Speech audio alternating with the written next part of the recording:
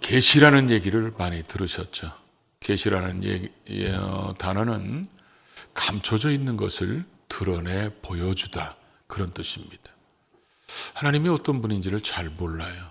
그런 하나님이 나 이런 하나님이야, 이렇게 자신을 소개한 것이 성경책입니다. 그래서 이 성경을 통해서 우리는 하나님이 어떤 분인가를 알고 하나님이 어떻게 행하시는가, 또 하나님의 마음, 뜻이 뭔지를 우리는 찾아볼 수 있죠. 그런데 이 하나님께서 어떤 데는 이렇게 자신을 소개합니다. 나는 너희를 치료하는 여호와야. 그러면서 하나님이 말씀에 순종하는 자들에게 치료해 주신다고 약속하면서 자신을 창조주뿐만 아니라 우리를 고쳐주실 수 있는 하나님이라고 소개하고 있습니다. 때로는 우리를 위해서 예배해 놓으시는 하나님, 또 우리를 이끌어 가시는 하나님이라고 이런 여러 칭호를 통해서 하나님이 자신을 소개하고 계신데, 특별히 오늘 본문은 우리의 구원 사역을 위해서 쉬지 않으시는 하나님이라고 이렇게 말씀하고 계십니다. 특별히 이사야를 통해서 보면 범죄한 남유다가 하나님께서 심판하십니다. 북이스라엘은 아수르한테 망했고 남유다는 하나님이 아수르한테 망할 뻔했지만 하나님이 건져주십니다. 그럼에도 불구하고 온전히 하나님 중심으로 살지 못하니까 결국은 바벨론에게 망하게 될 것이고 포로로 끌려가게 될 것이고, 그걸로 끝나는 게 아니라 너희는 다시 돌아오게 만들어서 너희들의 그 실추된 이름, 사람들로부터 조롱받았던 그 이름을 다시 회복되게 만들 것이며 예루살렘이 다시 확고하게 세워지게 만들 것이며 내가 약속한 것은 반드시 성취되게 만들 것이다, 이렇게 하나님이 말씀하시는 겁니다.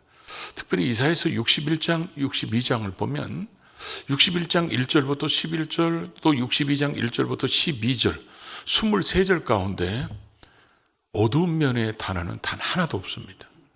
하나님께서 반드시 너희를 회복시키고 다시 그 위치로, 그래서 모든 사람들이 너희를 보고 칭송하게 만들 것이다, 이렇게 말씀한 것이 이사야서 60장, 61장, 62장인데 그 중에 특별히 오늘 본문은 그런 메시아가 오셔서 어떤 일을 행할 것인가를 우리에게 보여주는 그런 말씀입니다.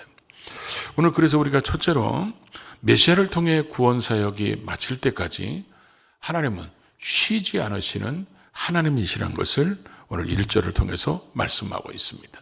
우리가 1절을 같이 읽어볼까요? 나는 시온의 의가 빛같이 예루살렘의 구원이 햇불같이 나타나도록 시온을 위하여 잠잠하지 아니하며 예루살렘을 위하여 쉬지 아니할 것인즉, 시온을 위해서 잠잠하지 아니하며 예루살렘을 위하여 쉬지 아니하겠다. 이 말씀은 우리가 읽을 때 예수님의 십자가의 구원 사역을 생각하면서 읽으면 됩니다. 그의 입을 다물지 않을 것이며 그의 몸은 우리의 구원 사역을 위해서 끊임없이 일하시게 될 거라는 말씀이죠. 그런 예수님이 왜 이 땅에 오셨습니까? 하나님이신 그분, 말씀이신 그분이 육신을 입고 이 땅에 오셔서 수많은 사람들의 비난, 그 조롱, 그런 비웃음 속에서도 우리를 위하여 십자가를 지시고 그 구원 사역을 완성하셨다는 것입니다. 그렇게 완성하시기까지 하나님은 쉬지 않으시고 그 일을 하실 거라는 거예요. 그래서 시온의 오늘 뭐라고 그러죠? 시온의 의가 빛같이, 이렇게 표현하고 있습니다. 이 빛같이라는 말은 광채같이 나간다, 이런 말인데, 그러니까 예수 그리스도를 믿음으로 너희가 구원받아서 너희 의로운 삶을 통해서 세상 사람들이 하나님의 영광을 돌리도록 하는 것이 메시아의 궁극적 사명이고 예수님이 그렇게 하실 거라는 거예요. 그 사명이기 때문에 예수님께서도 이 땅에 오셔서 우리에게 그렇게 말씀하셨잖아요. 제자들에게 너희는 세상의 소금이고 세상의 빛이라는 거예요. 너희가 소금 역할, 빛의 역할을 잘하게 하여서 그것이 바로 착한 행실이고 그 착한 행실을 통해서 사람들이 하나님께 영광을 돌리도록 해라. 이와 같은 말씀을 예수님께서 하셨다는 거죠. 그래서 예수님이 그 일이 이루기까지 쉬지 않으시며 또 예루살렘을 구원이 햇불같이 나타나도록, 이 햇불같이란 말은 막 햇불같이 타오르도록 이런 얘기입니다.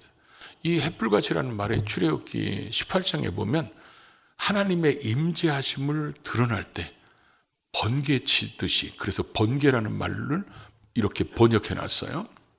이 말씀의 의미는 번개 치듯이 햇불이 활활 타오르는 것처럼 예수 그리스도를 통한 하나님의 구원 사역이 세상의 모든 사람들이 다 알 수 있도록, 다 볼 수 있도록, 그래서 그 구원 사역이 확실하게 이루어졌으며 그 말씀이 확실하게 성취된 것을 모든 사람이 볼 수 있도록 그렇게 만들어 가시겠다는 거예요. 그러면서 이 시온은 뭘 상징합니까? 이 예루살렘은 뭘 상징해요? 바로 예수님께서 십자가에서 순환당하셔서 우리를 위해서 죽으시고 부활하신 것 때문에 이 땅에 예수님이 교회를 만드십니다. 그 교회를 만드시고 그 교회를 세우시고, 그래서 이 교회가 계속 주님 앞에 서는 그날까지 유지되도록 하시며, 한 사람 한 사람을 성령님의 감동을 통해서 우리 한 사람 한 사람이 예수 믿고 구원받은 그런 죄악 세상에서 부름받은 교회가 되도록 만들어주신 이 하나님의 구원 사역은 계속해서 이루어지기 때문에 언제까지요? 주님이 오시는 그날까지 그렇게 된다는 것입니다. 그래서 그 구원 사역이 있었기 때문에 사실은 저와 여러분들도 예수 믿고 구원받아서 하나님의 자녀가 됐다는 거예요. 예수님이 이 구원 사역이, 하나님의 이 거룩한 구속의 사역이 중단됐다면 우리는 구원받지 못했을 것입니다. 쉬지 않고 이 일을 하셨기 때문에 결국 우리까지 구원받게 됐다는 거예요. 그럼 구원받은 우리를 구원만 해두시고 그냥 놔두시냐? 아니라는 거예요. 다시 잃었던 것을 회복시키고 하나님의 자녀로서 누릴 수 있는 하나님의 복을 누리게 만들어 주시겠다는 말씀이 2절부터 쭉 기록되어 있습니다. 그래서 저는 이 말씀을 생각하면서, 이 말씀 준비하면서 전에 제가 어디서 봤는지는 모르겠어요. 연속극인지 영화인지. 근데 그 내용 중에 이런 게 하나 있었습니다. 전쟁이 일어났어요. 전쟁이 일어나가지고 엄마 아버지가 이렇게 아이들 데리고 이제 숨고, 그런데 집에 포탄이 떨어지고 막 총알이 빗발치고, 그러니까 애들 데리고 이제 산속으로 숨습니다. 수많은 사람들이 다 피해서 숨을 때 아이 하나를 잊어버리게 됩니다. 그 아이 하나를 잊어버리는데 포탄이 떨어지고 그러니까 결국은 피했는데 나중에 보니까 이 아이가 없어졌어요. 그래서 이 아이를 찾으려고 그렇게 노력했지만 찾지 못합니다. 그러고 나서 이 아버지는 이제 아이를 찾으려고 노력하면서도 이제 사업을 합니다. 사업을 하는데 이 사업이 점점 잘 돼가지고 이제 큰 부자가 됩니다. 여러분이 좋아하시는 재벌이 됩니다. 근데 자기의 재력을 가지고 이 아이를 막 찾기 시작합니다. 그러다 보니까 이 아이가 이제 고등학생이 돼가지고 고아원에 있는 거예요. 그래서 시골에 있는 이 아이를 찾아옵니다. 그랬더니 이 아이가 너무 어렸을 때 잊어버려가지고 사람들이 엄마도 없고 아버지도 없는 줄 알고 다른 이름을 붙여준 거예요. 그러니까 이 아버지가 이 아이를 데려오면서 그럽니다. 네 이름은 그게 아니야. 네 새 이름은 본래 이 이름이다. 그래서 그 아이의 이름을 바꿔줍니다. 그러고 나서 너는 이제는 고아가 아니야. 너는 내가 너의 아버지야. 너는 이제 어떤 상황이 있더라도 고아라는 소리를 듣지 않게 할 거야. 아버지는 부자야. 네가 해줄 수 있는 거, 너가 필요한 거 아버지가 다 해줄게. 그러면서 이 아이는 아버지를 찾음으로 인해서 이름도 바뀌면서 그의 삶이, 새로운 인생이 시작됩니다. 오늘 이 본문의 내용이 바로 그런 말씀입니다. 하나님께서 새 이름으로 부른다고 그랬을 때 이 히브리 사람들의 생각이나 당시 고대 근동지방의 사람들의 생각은 이름을 바꾸는 것이, 우리도 지금도 이름을 가끔 바꾸는 분이 계시잖아요. 사람은 똑같은데 그 부르는 칭호만 바뀌는 이런 의미가 아니에요. 이 사람들이 생각할 때 이름을 바꾼다는 것은 본질이 바뀐다는 겁니다. 완전히 그 사람이 이제는, 예를 들어서 아까 그 고아 아이가 아버지를 만난 것 때문에 이제는 부잣집 아들의 위치로 돌아가고 아버지의 유산을 받을 사람이 되고 그러잖아요. 다른 사람들이 이제 함부로 무시 못하는 그런 사회적 지위를 가질 수 있는 위치로 돌아왔다는 것을 의미하는 것입니다. 하나님께서 하나님의 백성들이 비록 그들이 불순종해서 그들이 바벨론한테 망하고 비록 포로로 끌려가고 그런 그들이 다시 돌아와서 이제는 다시는 너희들이 버림받은 자 이렇게 부르지 않게 할 것이며 너희 땅이 젖과 꿀이 흐르는 땅이었는데 황무지라 이렇게 부르는 일이 이제 없게 할 것이고 너희가 땀 흘려서 일한 양식이 내 원수들이 와서 먹지 못하게 만들 것이며 너희가 힘들여 만든 포도주가 다른 적들이 와서 그것을 마시지 못하게 만들 것이며 이제 너희는 고아가 아니야. 나는 이제 너희의 아버지야. 너희들은 내 손안에 있어. 내 손안에 너희들이 관이야. 너희들은 내 손안에 있는 왕관이야. 그러면서 내가 너희들을 보호하고 너희를 지키고 내가 너희를 언제나 하나님의 자녀로 살도록 만들어 줄 거다. 그런 의미입니다. 제가 성령 세례 받고 다시 예수를 제대로 믿기 시작했을 때 사도행전을 읽으면서 저는 사도행전을 여러분은 읽을 때 어떤 마음으로 읽습니까? 사도행전에 일어났던 역사가 여러분과는 상관이 없습니까?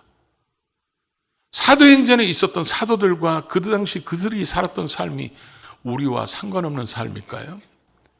저는 사도행전 13장을 읽으면서요 굉장히 감격스러웠어요. 왜냐하면 하나님께서 그 말씀을 읽는데 이방인에게 복음 전하기 위하여 안디옥 교회에서 최초로 바울과 바나바를 금식하며 기도하며 섬기고 있을 때 선교사로 파송하라고 해서 그들을 선교사로 안수해서 파송합니다. 그 바울의 첫걸음을 뛴 그 첫걸음이 오늘 네가 구원받는 첫걸음이었다는 거예요. 그게 2000년 동안 흘러오면서 바울이 그 복음을 전하기 위해서 수없이 어려움과 고난과 아픔, 죽음의 위기를 넘기고 로마 시대 때 그 밖에 때 수많은 우리의 신앙의 선배들이 그런 순교의 피를 흘리면서 그 신앙을 유지하고 그 신앙을 전해준 것 때문에 지금까지 하나님이 쉬지 않고 일하신 것 때문에 우리가 구원받았는데 그 구원받은 그 은혜, 그 구원받은 그 감격, 그 구원받은 사랑을 생각할 때 우리는 어떻게 하나님 앞에 감사하지 않을 수가 있고 내가 어떻게 하나님으로 해서 살아가지 않을 수가 있겠습니까? 하나님의 그 쉬지 않는 그 사역이 골고다 언덕에서부터 시작해서 우리에게까지 와서 우리가 구원받는 이 순간까지 쉼없이 하나님은 일하셨기 때문에 저와 여러분이 구원받게 됐다는 거예요. 그래서 우리가 구원받으니까 진짜 아버지가 누군지를 찾았습니다. 그래서 우리가 하나님을 아버지라고 부르는 거예요. 하나님은 우리에게 그럽니다. 너는 이제 죄인이라고 누구도 부르지 못하고 너는 의롭다고 의로운 자라고 내가 그렇게 너를 만들어줄 것이다. 그래서 우리는 그런 사람이 됐잖아요. 하나님의 유업을 받을 자가 됐습니다. 우리를 위해서 천국도 예비해 놓으신 그런 아버지십니다. 그리고 그런 우리들이 그렇잖아요. 우리가 힘들고 어려울까 봐 우리 속에 성령님을 보내셔서 일하시는 분이에요. 그 우리는 하나님을 생각할 때 우리 아버지 하나님, 예수님을 생각할 때 우리의 구원자 예수 그리스도, 성령님을 생각할 때 우리를 위해서 이 땅에 오신 보혜사 성령님, 언제나 우리를 위해서 이렇게 일하시는 그 하나님이 오늘 우리에게 오셔서 우리를 뭐라고 부르냐? 너는 헵시바야. 너는 하나님의 기쁨이야. 너는 뷸라야. 너는 하나님의 소유된 백성이야. 그래서 하나님이 언제나 너를 지키고 하나님이 너에게 복을 주시는 하나님이야. 그런 우리가 살다가 조금 어렵다고, 살다가 조금 힘들다고, 살다가 뭐 병 걸렸다고 그것 때문에 좌절하고 절망하면 되겠습니까? 하나님은 예수 그리스도의 피값을 통해서 우리를 구원해 주시면서 나는 너의 아버지야. 너의 모든 필요를 해줄 수 있어.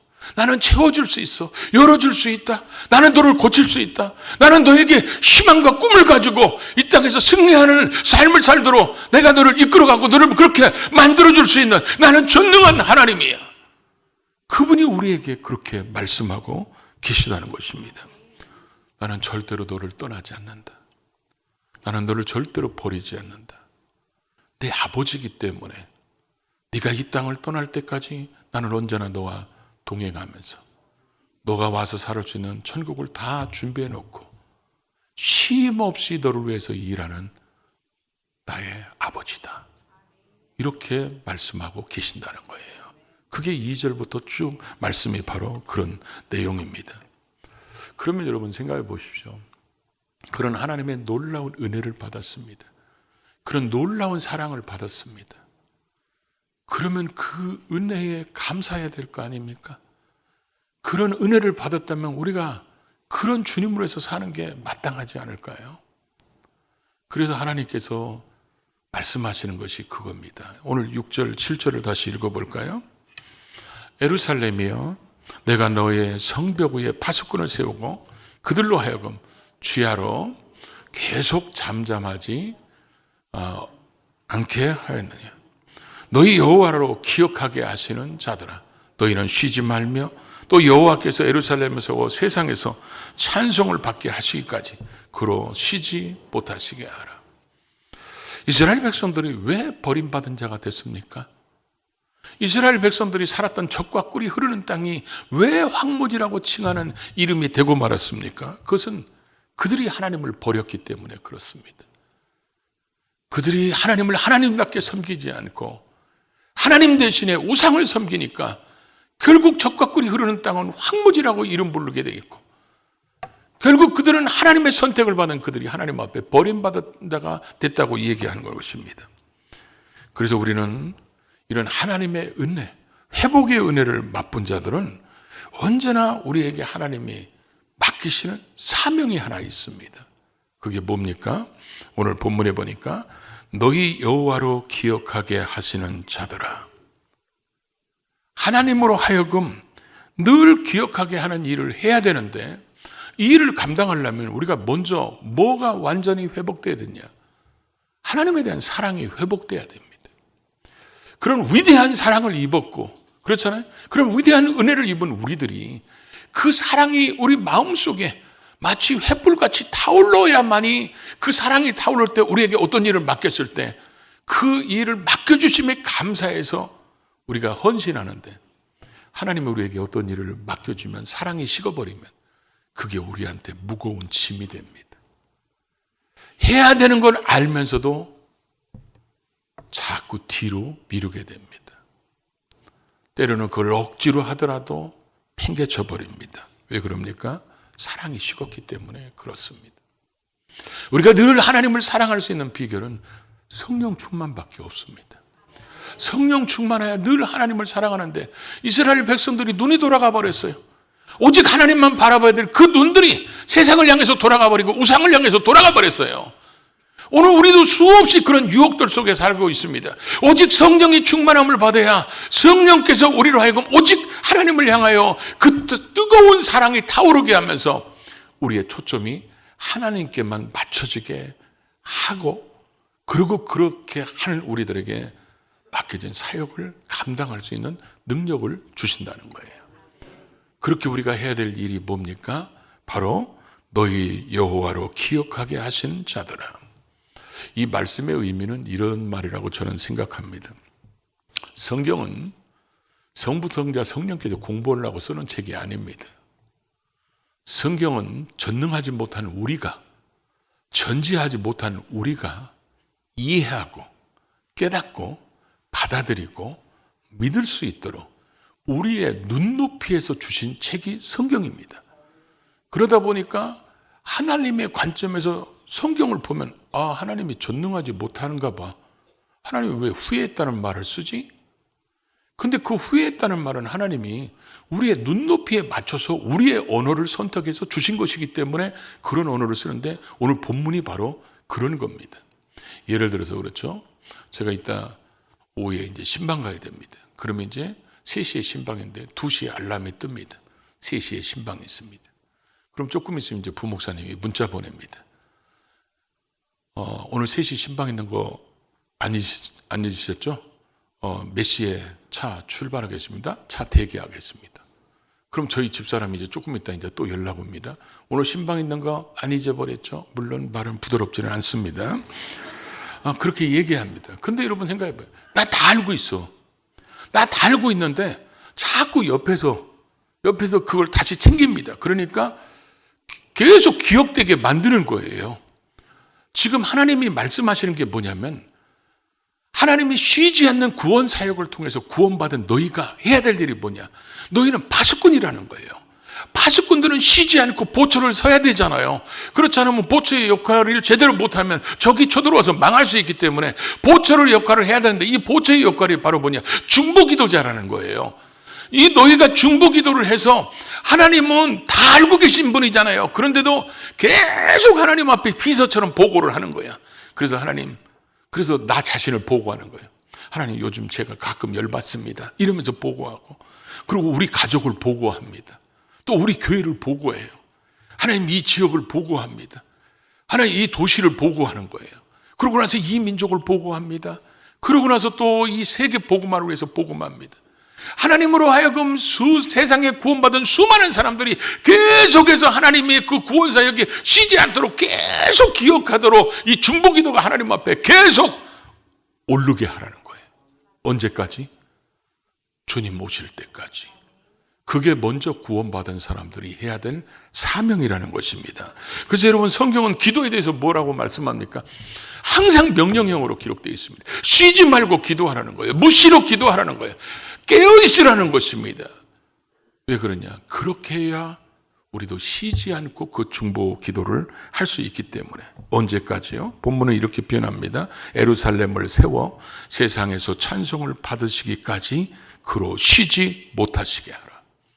조롱받던 예루살렘이 사람들에게 이제 칭송거리가 될 때까지 하나님이 이 땅을 회복해서 이제 하나님의 사역이 끝나는 그 순간까지 해야 된다는 거예요. 그러면 우리에게는 뭐예요? 예수 그리스도가 십자가에서 죽으셔서 우리를 하여금 부활하심으로 구원을 이루셨습니다. 그 예수 그리스도의 복음을 믿는 자는 다 구원을 받습니다. 이 구원의 복음이 세상 끝날까지 전해질 때까지 우리도 끊임없이 중보 기도를 해야 된다는 거예요. 그래서 주님이 이 땅에 재림하실 때 이 땅에 있는 모든 사람들이 우리를 구원하러, 또 우리를 구원하러 오셨던 그 예수님이 다시 우리를 데리러 재림하러 오셨을 때 그 모든 사람들이 입에서 여호와를 찬양하고 그 주님을 찬양하는 소리가 나올 때까지 끊임없이 우리는 이 일을 해야 된다는 것입니다. 그래서 우리는 예수 그리스도께서 이루신 그 구원을 우리 온 가족의 구원을 위해서, 또 우리 온 지역과 온 이웃과 온 세상이 구원받도록 쉬지 않는 중보기도가 우리에게 있어야 한다는 것입니다. 우리는 지금 사순절을 보내고 있습니다. 특별히 다음 주부터는 고난주간입니다. 알고만 있는 고난주간입니까? 우리는 이럴 때 주님을 깊이 묵상하면서 우리의 사랑이 혹 식었는지 그 사랑을 다시 타오르게 만들어야 됩니다. 그러면서 먼저 구원받은 우리가 주님 앞에 설 그날까지 예수님이 왜 십자가를 주셨습니까? 죄인들을 구원하기 위해서 지셨잖아요. 그럼 그 구원의 복음이 땅끝까지 전해지도록 우리는 계속해서 하나님 앞에 비서의 역할을 하는 거예요. 그 중보기도자의 역할. 하나님 누구를 기억해 주세요. 하나님 누가 구원받아야 됩니다. 끊임없이 이 땅에 있는 모든 그리스도인들이 그렇게 중보기도를 한다면 하나님의 역사는 쉼없이 계속될 것이고 우리도 쉼없이 기도하는 사람이 될 거라는 것입니다. 주님이 재림하실 때까지, 또 우리가 주님 앞에 설 때까지 우리는 기도는 어렵지 않잖아요. 어디서든지 할 수 있잖아요. 또 얼마든지 또 할 수 있잖아요. 일하면서도 할 수 있고 시간 나면 할 수도 있고 우리의 중보사역의 기도는 끊임없이 계속되어야 됩니다. 그래서 하나님이 그러시죠. 그로 쉬지 못하시게 하라. 쉬지 않으시는 하나님께서 하나님으로 하여금 쉬지 못하도록 너희는 끊임없이 중보기도를 하라고 말씀하셨습니다. 여러분의 중보기도 때문에 어떤 사람이 구원받았다고 생각해 보십시오. 어떤 가정이 구원받았다고 생각해 보십시오. 얼마나 기쁘겠습니까? 그 일을 우리가 주님 앞에 서는 그날까지 계속 감당하는 우리 모두가 될 수 있기를 주의 이름으로 축복합니다.